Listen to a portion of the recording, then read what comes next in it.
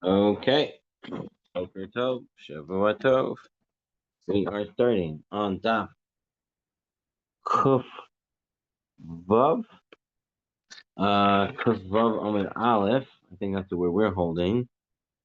Um, right. Kuf Vav Amid Aleph. And we're up to Vayar et Hakeni Vayisa Mishalo. He saw the Kani and he started to give his mashals. So in the Hebrew, 2, 4, 6, 8, 10, about 10, 12 lines down, middle of the line, Vayar Takeni. In the Art Scrolls English edition, on page 106A1, the bottom left, the last line on the bottom left upper columns. So here we begin. We are in middle of the episode over here talking about this guy Bil'am, who was apparently a Navi. So while he was trying to curse the Jews, everything turned into a bracha. We saw not everything, just one. Everything else reverted back. That was last week. So one of the things he said is Vayarta Keni Vayisa Mishalo. He saw the Keni, and he said to Mashal, "Who is this Keni?" Amar lo Bil'am li Yitro. He said to Yitro, "Keni." Yitro is called the Keni, and he said to him, to Yitro, "Lo hayita imanu ba'oto esa." Were you not with us in offering that counsel? Mi hoshevecha etzel et hane olam. Who placed you among the mighty ones? How did you end up on the Sanhedrin? V'haim lamer b'chiyah baraba amar bisamai. Shlosha hayu be'oto etza. There were three people at the council of Paro when he was trying to figure out what to do with the so-called Jewish problem. And Elohen, these were the three: Bil'am, Eov, V'Yitro. Bil'am sheyatz neharag. Bil'am, who gave advice to kill the Jewish babies, he got killed with the sword. Eov sheshatak, right? He said to kill the babies, he ended up getting killed. Eov sheshatak, Eov, who kept quiet, what was his punishment? Nidon biyisurin, right? That's the whole book of Job. He had his punishment through suffering. Take a look at the note number 9 if you're having the art scroll in front of you. The Brisker Rav is reported to have commented that Eov's punishment was a Mida Keneged Mida. One who is in pain cries out, even though he knows that doing so would not alleviate his suffering. Similarly, Eov should have protested Pharaoh's plan, although he knew that doing so would not change Pharaoh's mind. And since he didn't, now he was suffering in that place. The Yitro, who protested against this plan, Shibbarah, and he had to run away. Zachu, v'nei banav, l'shev b'lishkat hagazit. He um, he had Zoche to have his grandchildren, great grandchildren, his descendants sit in the Rishkat HaGazit. That's where the Sanhedrin sat. Shneimar, umishpachot sofrim, yoshve yabetz. The families of the scribes, dwellers in Yabetz. Tiratayim, Shimatayim, Suchatayim, Hema, Hakinim. They were from the Kenim. Habbaim Mahmad Avivet Rachav. Uchtev, Uvne Keni, Hotel Moshe. And we see the children of Keni were the father-in-law of Moshe, Alu Meir Hatimarim. So here we have it. Yet Yitro's descendants were part of the Sanhedrin due to his being at the council to and protesting the plan to kill the Jewish babies. Okay, continuing the Gemara, another so to speak mashal that Bil'am gave while he was giving his prophecy, and he said, "V'sam Shlomo Yomar, Oy mi yahye misumo el." Woe, who can live misumo el? So what does this mean, misumo el? Amar bishimon ben Lakish, oy to that person, mi shemechaya asmo b'shem el, who lives with the name of God. One way to understand this, take a look at note 13. Someone who claims to be God, such as Paro and Hiram, they both said they were a god. So oy to that person who's going to do that because he's going to get big time punished. Alternatively, Some understand mechayeh et atzmo, one who leads a hedonistic life. Oy to him misumo el. When the times of the redemption comes, the hedonist will at that time regret his actions. So that's one explanation. A third explanation, we look at 106.8.2 in the note. Woe to him who sustains himself through the name of God, who saves his life by reciting the name of God. When recited in the prescribed manner, certain divine names can indeed effect miracles. There are people who are unworthy may not use these names for personal gain, and they're going to get punished instead. So it's not good that they use it. All right. Amar Ibi Yohanan. He learns it like the second approach, but a little bit different. And he says, Oy to that one who's not letting the Jews come back to Hashem at the time of the Geulah, because they're going to get big time punished. But what's the parable? Mi matil kisuto ben lavi lilvi'ah, right? Lavi is another name for a lion. Lavi lilvi'ah. So a lion and a lioness. Misha'a shenisqaqin zeh imzeh. Who dares throw his garment between a lion and a lioness at the time they mate with one another? Meaning that when they're in the trying to mate, right, and someone tries to keep the lion lioness apart, they're going to be killed by the lion lioness. So too, when Kadosh Baruch Hu wants to come back with the Jewish people, if the goyim are keeping them apart, they're going to be punished big time. Vitzim miyad kitim. Great ships shall go forth from the coast of Kitim. Okay. Now it says, it's somewhere in Rome apparently, and it says now, Amarav libun aspir. So Rashi understands libun aspir as being a name of a foreign land. However, the Aruch, he had a different girsa. Not libun aspir, but rather ligion aspur. Take a look at note 16, where the legion comes in a lashon of legion, right? A legion of soldiers, which is a large amount of soldiers. And the word aspur, I saw the Steinzel says it means a certain place in Rome where they had very special soldiers. So regardless, so what was Bilam saying? They're going to be a big battalion coming out of Rome. And they're going to afflict Assyria, and they will afflict Ever. Ad Ashur katle miktal. The affliction they're going to do up until Assyria, that's they're going to kill people. But beyond that point, they're just going to enslave. They're not going to be killing all the people from that point. Rather, they're going to enslave those people. All right, and true in history, that's what happened. Okay, fine. Says the Gemara, another pasuk from earlier in the episode. Bilam said, "Behold, I go to my people. Come, let me advise you what this people should do to your people. And let me advise you what the Jews should do to you." But that's not what he gave. He gave advice of what Moab and Midian could do to the Jews. He should have said, what your people should do to this people is what he ought to have said. So why didn't he say it that way?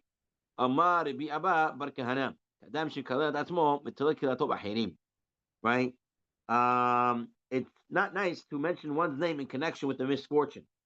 When the need arises to speak of such an occurrence, in note 19, it's customary to substitute the name of another for one's own name. It's similar. Bilam did not always speak openly of the weakness of Moab by saying that they required advice on how to fend off the Jewish domination. He therefore coached his proposal in this euphemistic terms of the Jews who were seeking advice. Like, Moab, you don't need advice, but anyway, I'm telling you what they should do, right? But really meaning to them. Alternatively, it was the Torah that resorted to the euphemism here. Bilam, in fact, said, I shall advise you what your people should do to this people, saying the Moab is going to do to the Jews. However, like a person substitutes the name of another person, we didn't want to write in the Torah that they were planning to hurt the Jews. Rather, we wrote it in a way that the Jews were planning to do something to them. That's note 19. It's the second approach. Second Rashi, okay. Let's see. Now, right? Amar lahem. So what was his advice? What was this brilliant advice that Bilam gave? Amar lahem. Eloheim shel elu soneh zima hu. The God of the Jews hates immorality. He hates sins. Uh, he hates sins of what's it called, of regarding to immorality, dealing with improper relationships. So vehem mitavim lichle pishtan.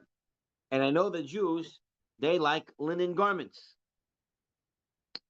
Why do you like linen garments? So the Maharashah wants to say because in Egypt that's what they had. A lot of linen, so they had a lot of linen garments. And here they're in the desert for such a long time with no new linen garments, so they're gonna like it. So come, let me give you advice. I said to him, kilayim, make some tents, and put harlots inside of them. Put an older one outside each tent and a young one inside. And sell to them linen garments. And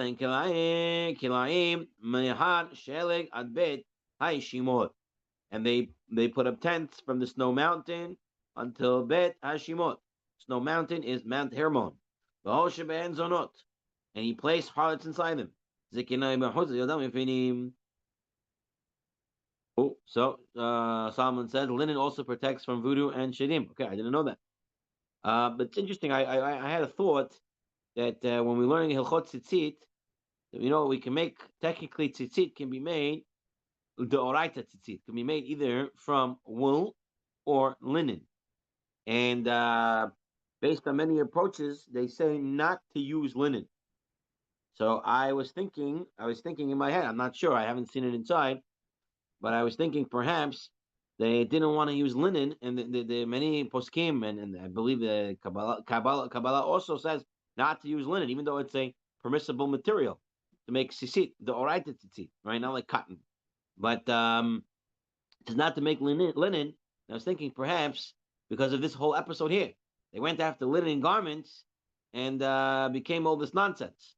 So perhaps that's why. I'm not sure. That's something I was just thinking. Okay, so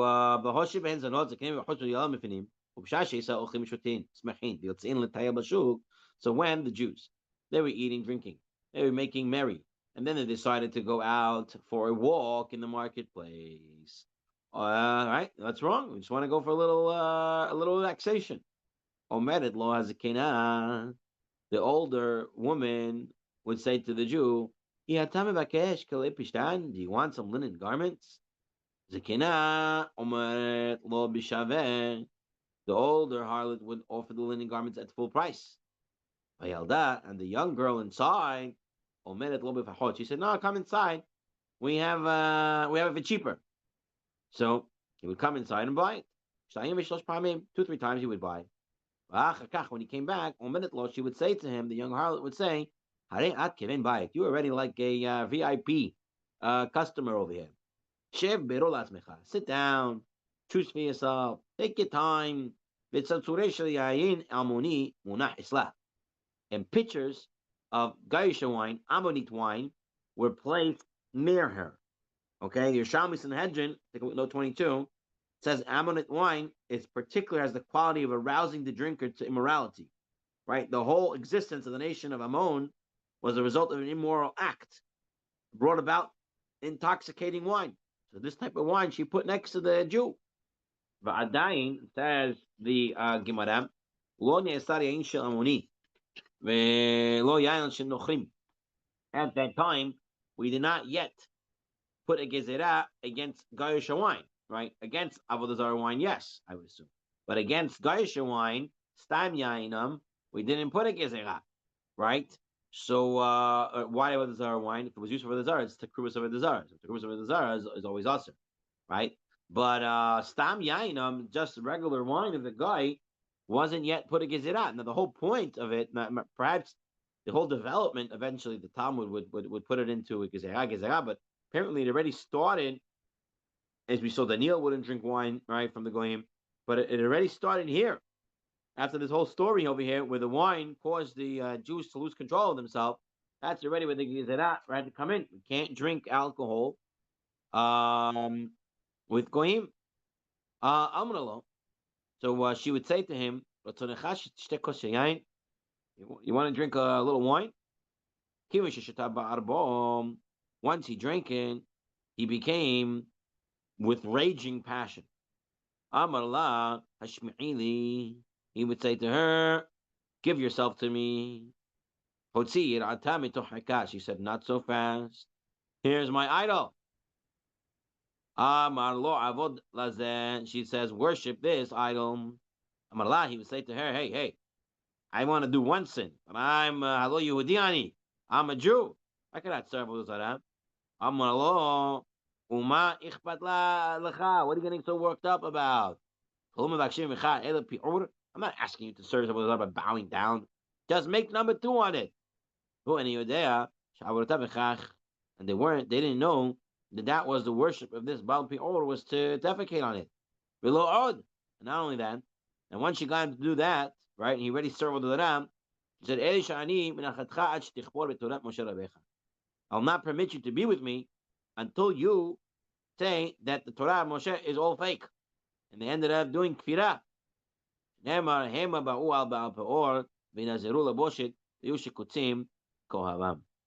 And their lust, they became detestable. They gave up the Torah. They gave up Moshe Rabbeinu. Became heretics. Okay, so very sad story over here. And you see, Avirah go read Avirah, one sin to the next. Okay.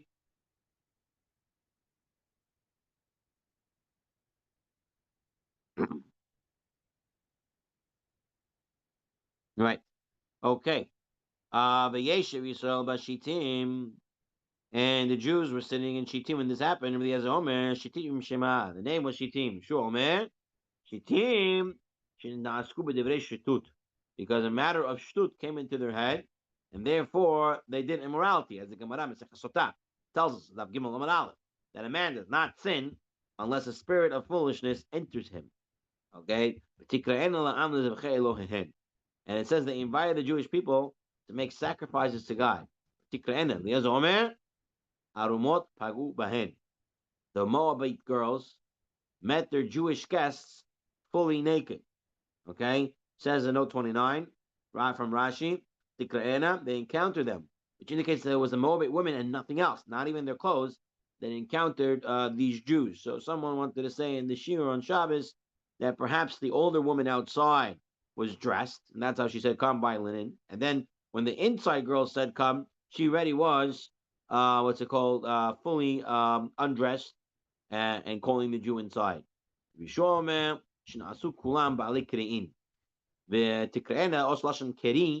That the Jews who came to Moabite festivals were so aroused by what they saw that they all became Ba'ale Kiri'in.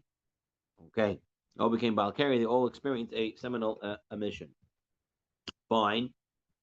My Lashon Rifidim. So he said, according to Rabbi Shua, Shittim means that the Devar Shtut came in. So what about Lashon Rifidim, where we have in Shemot, when Amalek comes, when they're in a place called Rifidim? So Rabbi Eliezer Omer, Rifidim Shema, that was the name of his place. Rabbi Shua Omer, no. Rifidim, Lashon Ripui. Right? Sheripu, Atzmam, B'divrei Torah. They were not learning Torah. Ripui. Shneemar, they were taking it easy. Lo ifnu avod elbanim, mirpion yadayim. Right? There's another pasuk in Yirmiyah that it says over there that what's it called? The invading armies will be so numerous there that the Philistine fathers will be reduced to helplessness and will not even try to save their own children. So whenever the Jews are weak in the study of Torah, that is ripui, weakness. Okay. Fine. Amar Rabbi Yohanan. Anywhere it says Vayeshev, he settles. It's only a lashon of pain, of tzar. Shinemar, how do we know this? Shinemar, because it says Vayeshev Yisrael Bashitim, Vayachel ha'am liznot edunot Moab.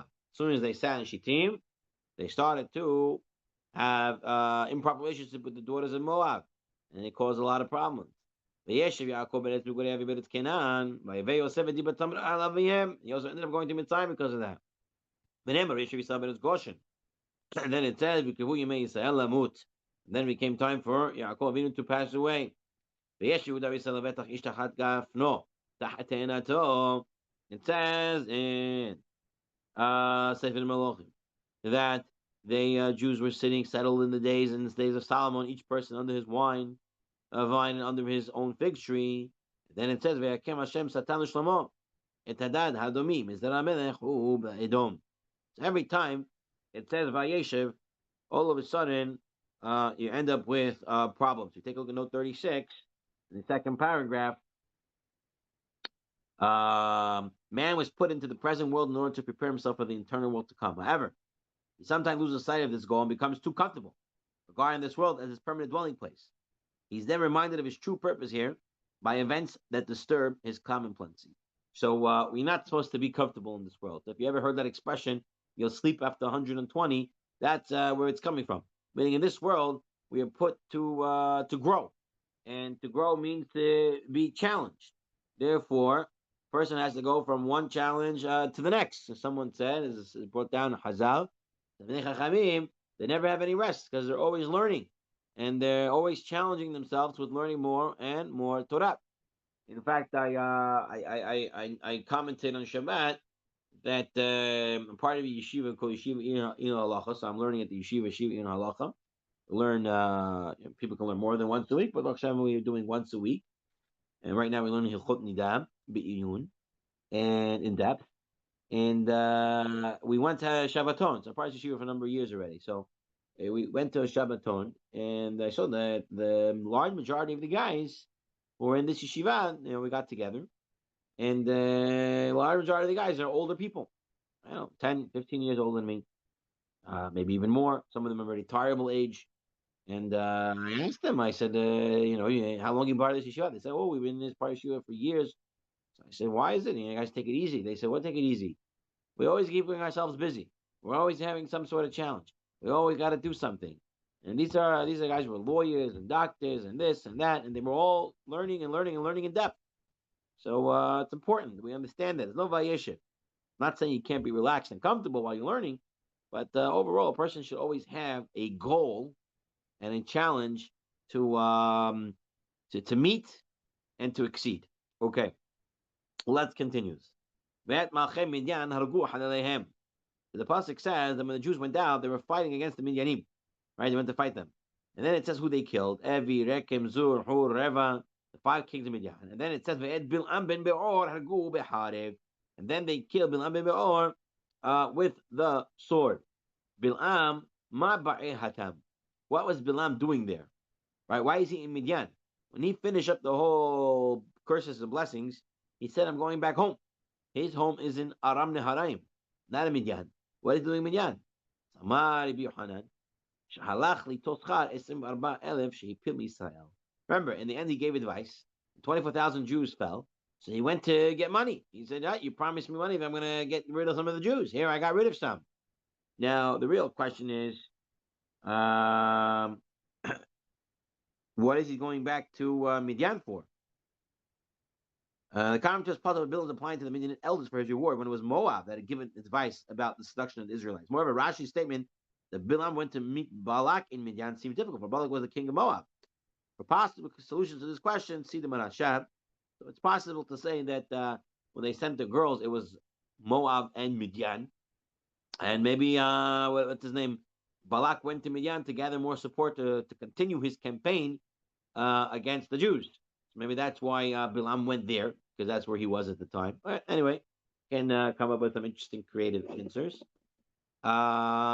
So he went to get it. And since he went to get his money, in the end, he was there. And when the Jews were fighting them, then he ended up getting killed. Amar Rav. This is what people say. Gamla azla karne. The camel went to demand horns. The camel doesn't have horns. So he went and said, I want horns. They said, okay, we're going to do surgery. First thing you have to do is cut off your ears. in order to put horns there. And what happened? They couldn't put horns there. The utne dahavule gizizan mine. Instead, the ears he already had were cut off from him. So here you are trying to get something else, and you ended up losing what you did have. Okay? Bilam's desire for financial reward led to his death. For he not sought a reward for helping kill the Jews, he would not have been in the Midian at the time, and he would not have been killed. And so one of the lessons they teach him here is you are you, and you have to do what you need to do. Don't try to get someone else's horns, because by the time you get someone else's horns, you're going to lose your own ears, right? You have to use your capabilities, your power. Not saying you shouldn't look up and learn and try to advance, but at the same time, you cannot, try to get someone else's horns and lose your own ears. That's not never a good quality. Okay. Be'ed Bil'am ben Be'or hakosem. In Bil'am, the son of Be'or, he was a sorcerer. Gemara says, what? Kosem? He was a wizard? Navihu. You told me he was a Navi. Lo kam Israel ke Moshe od. Not even like Moshe anymore in Israel, such a prophet, but there was Bil'am by the Goyim. So why are you saying he is a sorcerer, a wizard? I'm going to be Hanan, but Chilad Navi. Well, Sof Kosem. At first, he was a Navi. But then, through his bad actions, God stripped him of his prophetic powers.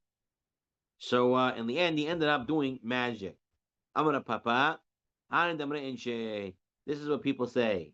Misgene bishulite havai. She would have been the wife of princes and rulers. Aizan legavre nagare. Committed adultery with men who drag ships.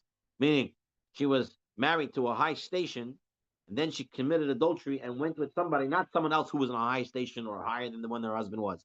Went with someone who was a janitor, right? A stable person. That is a very big busha. And that's what Bilam did. Started being a Navi and ended up being a Kosem. Some have a different explanation, and it's found in note 44, number 2, the second paragraph there from the Yad Ramah. Now, what was it? That when he lost his powers, Bil'am wasn't ready to live as an average citizen. He used to have supernatural powers. He was a Navi. He had these powers. He couldn't live without them. And so he went and learned magic in order to have some supernatural in his life. And so the saying is not that she, what's it called? She who had been the wife of princes rulers has become the wife of a carpenter, right? Well, that's the example. Ruler has a sword. He's able to fight. He's able to do these things. He's a man of power. She lost her husband, meaning he lost his prophecy. So she's looking for someone else who has a sword. She can't find. So what does she do? She marries a carpenter. Although he doesn't have a sword, he had some metal tools that cut and stuff, although it's for wood and not for fighting. Still, she rather go with that than going to someone who doesn't have any tools at all. And that was what Bilam did. He went from being a Navi, he went to being a sorcerer because it's still somewhat in the supernatural. Okay, a little bit more. Let's see. Hargu b'nei Israel b'cherev el halalehem. Children of Israel slew him by the sword with their slayings. The halalehem. What type of killings? What does that mean? Killings. Amarav. They killed him with 4 types of execution. Sakila, Trefa, Hering Vahenik. They did all 4 strangulations to him. In note number 2, in the middle. He suffered strangulation as he was hung. Then he was beheaded. Right? They cut off his head. He fell from the noose to the ground, just as one who was stoned is pushed from a height. That's Skila. And then his body was consumed by the blaze. That's Srefa. That's Rashi. Yadrama disagrees. For once Bilam was beheaded, he was dead. And the Gemara states that he was executed 4 ways. So instead, Yadrama explains that all 4 punishments were carried out on Bilam simultaneously. Scarves were tied around his throat and pulled in the opposite direction at the same moment that hot lead was poured down his throat. And a stone was cast at him at the same time. And also at the very moment, he was beheaded. So someone says, so why is it saying the pasuk bahered with the sword? Right? Perhaps number 1, it was most visible that he was killed by the sword because his head was off. The other ones maybe are not so visible. Although a fire, or if you're saying the fire was lead, yeah, so you're not visible, it's inside. So maybe that. Someone wanted to taina and say that they were supposed to do everything at the same moment, but the guy with the sword, he went the second too early, so he ended up killing him with the sword rather than the others. Everything else happened, but the sword went first. That was someone else's explanation. Question that we did not answer that we had was was um was why does he have all these punishments, right? We usually say that when a Jew who is in Bedin and he has to get skilas, whatever it is, we say it acts as some form of kapara for him, right? So he can get into Olam Haba. So Bil'am, tell me he has no kapara. So why are we giving them these 4 executions? So is it working as a kapara for him? So some wanted to say that maybe when these executions work as a kapara, that's only for someone who can get kapara. For example, maybe a Jew, or maybe someone whose sins weren't so bad. Someone whose sins were so bad, maybe for a guy, these executions are just strictly punishment, and it does not help him get into Olam Haba. So that was something that we wanted to also say on Shabbat. Again, we didn't see it inside anywhere, but that was what we were thinking. Okay. Amr le hahu mina leRabi Hanina. Mishimi alach Bil'am bar kama haba. Have you heard how old Bil'am was when he was killed? How old was he when he was killed? So Amr le michtav lo kitib. Doesn't say it anywhere in the Torah. Doesn't say how old he was. But we have a pasuk that can help us figure it out. Anshe damim ulima lo yachatzu yemehem. There is a pasuk in Tehillim 55 that says, men of bloodshed and deceit should not live out half their days. Now, what's half the days? A normal lifespan is 70. Or so either he was 33 or 34, less than half his days, right? 70 is the full. Half is 35, is less than half. So 33 or 34. So so take a look at note number 4 in the 3rd paragraph. This opinion of Rabbi Hanina, that Bilam died in his 30s, obviously disagrees with the view of Rabbi Simai that we had earlier, where he said that Bilam was sitting in the council of Paro, because that happened many years before that, right? Moshe Rabbeinu was not even born yet when that council happened. Moshe Rabbeinu started the Old Mitzrayim to get them out when he was 80, and then 40 years in the desert, whenever it was when this situation happened. So he's definitely not 30.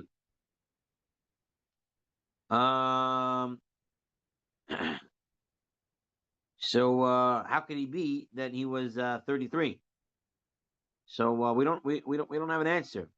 Maybe he's just arguing. Maybe Bilam wasn't there. Maybe he's saying Bilam wasn't at the advice at the council of Paro, according to Rabbi Hanina.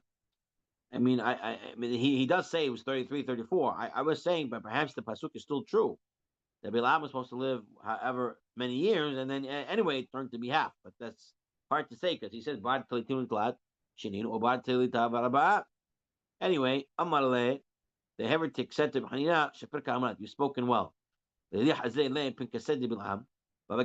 saw the chronicle of Bil'am, and it was written there, Bil'am